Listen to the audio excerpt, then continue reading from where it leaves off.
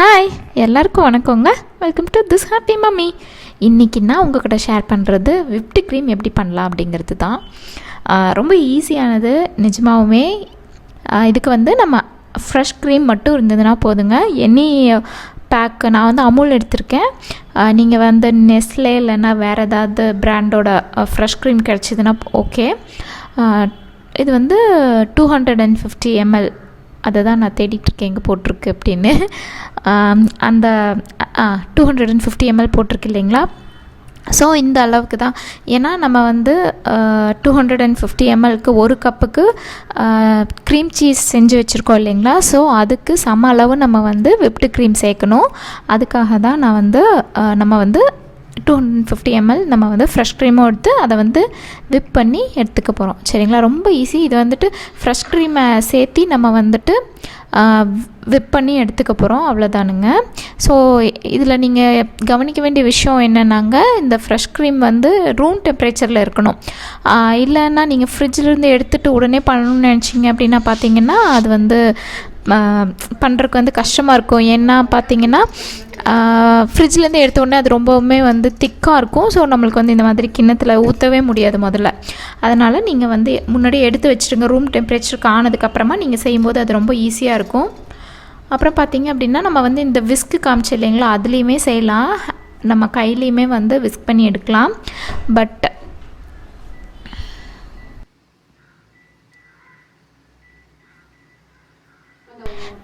நான் கையில் வச்சுருக்கேன் இல்லைங்களா, அது பார்த்திங்க அப்படின்னா விஸ்க் மாதிரி தான்.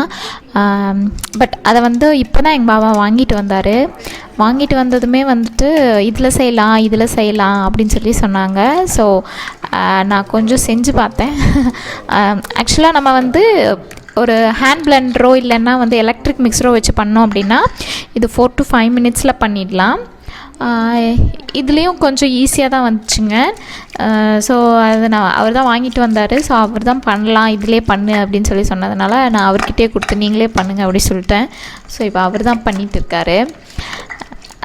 இதுவும் ஈஸியாக தாங்க இருந்துச்சு. ஸோ நீங்கள் உங்கள் வீட்டில் எது அவைலபிளாக இருக்கோ நீங்கள் அதில் பண்ணலாம்.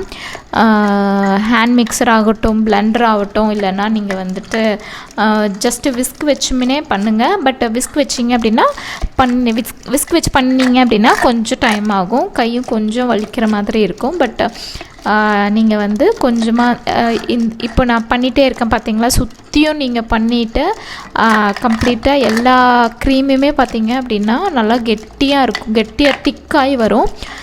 அந்த கன்சிஸ்டன்சி வந்ததுமே நீங்கள் ஸ்டாப் பண்ணிக்கலாம். அது வரைக்கும் நீங்கள் பண்ணணும்.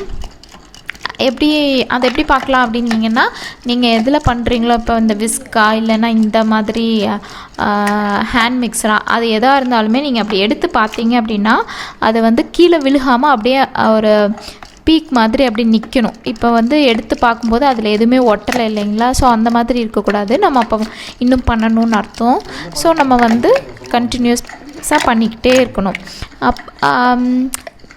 இது ரொம்பவுமே இவ்வளோ தாங்க இதில் ஸ்டெப்ஸ். இதில் நம்ம பண்ண வேண்டியது இவ்வளோ தானுங்க. இதுக்கு மேலே வேறு எதுவுமே கிடையாது. வேறு எதுவுமே ஆட் பண்ணுறக்கோ எதுவுமே கிடையாதுங்க. நீங்கள் பார்த்தீங்க அப்படின்னா முன்னாடி நம்ம ஊற்றினதுக்குமே இப்போ பார்த்தீங்கன்னா கன்சிஸ்டன்சி நல்லா திக்காக இருக்குது. ஸோ இப்போ கீழே விழுந்தது இல்லைங்களா, அந்த மாதிரி விழுகாமல் கொஞ்சம் நல்லா திக்கான இது திக்காகணும். ஸோ அதுக்காக நம்ம இதை மறுபடியும் நல்லா பீட் பண்ணணுங்க. இதே விஸ்க் வச்சு நம்ம மறுபடியும் நான் பீட் பண்ணுவேன். ஸோ அப்போ பார்த்தீங்க அப்படின்னா உங்களுக்கே தெரியும் அதோட கன்சிஸ்டன்சி எவ்வளோ திக்காகுது அப்படின்னு சொல்லிட்டு. இப்போ பார்த்தீங்க அப்படின்னா கொஞ்சம் நேரம் நான் பண்ணினதுக்கப்புறம் இது நல்லா திக்காகிடுச்சு பார்த்தீங்களா. ஸோ இப்போ அந்த விஸ்க் எடுத்து நான் பார்க்கும்போதே அந்த திக்கான ஒரு ஸ்பீக் அதுலேயே இருக்குது பார்த்தீங்களா. ஸோ அது தண்ணி மாதிரி இருந்துட்டு ரொம்ப லிக்விடாக இருந்துச்சு அப்படின்னா அது கீழே விழுந்துடும் இல்லைங்களா. ஸோ அந்த மாதிரி இருக்கக்கூடாது. நம்ம திக்காக தான் இந்த க்ரீம் நம்மளுக்கு வேணும். அதுக்காக தான் நம்ம நல்லா விப் பண்ணி எடுத்துக்கிறோம். இந்த கன்சிஸ்டன்சியில் இருந்ததுன்னா போதுங்க. ஸோ இது நம்மளுக்கு விப்பிங் க்ரீம் ரெடி ஆகிடுச்சு. ஸோ இனி அடுத்து நம்ம சீஸ் கேக் செஞ்சிடலாம். இந்த 2 இன்க்ரீடியண்ட்டுமே நீங்கள் செஞ்சு வச்சுறதுக்கப்புறம் ரொம்ப ஈஸி சீஸ் கேக் செய்கிறது. ஸோ நெக்ஸ்ட் வீடியோவில் சீஸ் கேக் எப்படி செய்யலாம் அப்படிங்கிறத நான் உங்கள் கூட ஷேர் பண்ணுறேன். தேங்க்யூ ஃபார் வாட்சிங்.